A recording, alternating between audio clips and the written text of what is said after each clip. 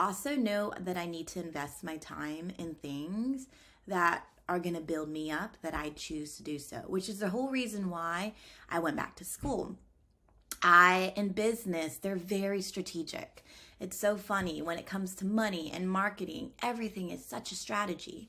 In education, strategic planning and analysis, some people get it and some people don't. I'm one of those people who think that way, and sometimes that makes me in the circle, kind of alienates me for that, but that's kind of a gift I bring. And I think it's more sort of a business mindset.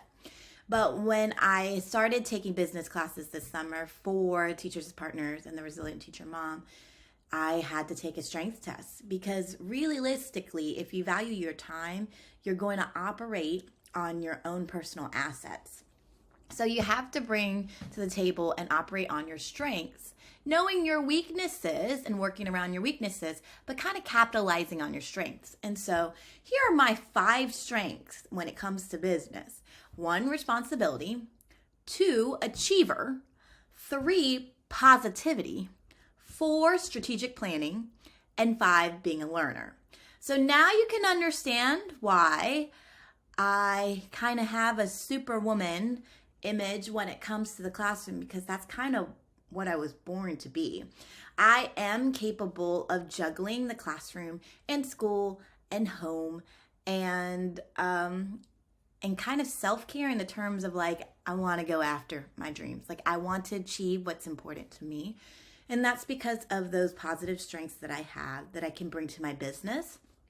But unknowingly, I brought to my classroom for years. And so from me going on my own to get my PhD and my reading specialist endorsement, and for me to kind of test the waters for myself with 5 kids and staying in the classroom, it was important to me because I needed to know my abilities and my strengths.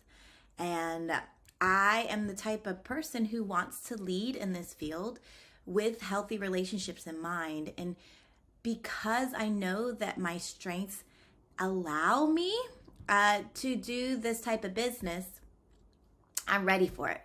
If you notice that relationships is actually in the Strength Finder test, but I did not test as that being my 5 strongest attributes as a leader. And that's where my framework of PART, as in my partnership framework that I use in the classroom, which actually inspires the core values of Teachers as Partners. But PART stands for Prepped and Ready, Attitude, Awareness, Respect and Responsibility, and Teamwork. And that framework is something I learned through my family when my parents were working jobs where they had no voice. And so to build relationships in this new country, in this community, they basically had to build partnerships first. Those are productive, practical relationships with people.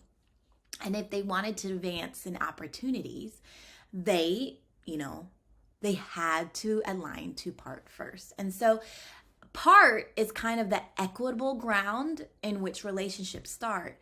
But once PART is in place, you can imagine the more personal opportunities, because you know and you work together and there's that mutuality and community there. How personal it gets really quickly, and how easy vulnerable conversations come, how easy it is to come alongside each other in an area of trust. And that is kind of what I want for my colleagues and my fellow teachers, because the shortage is not going away. The workload it's hard. The pay is still low. And so I just want to encourage my fellow educators out there that really you are enough where you're at. Let's just strengthen you up by building you up with people who have a like mindset of you and who want to see your success.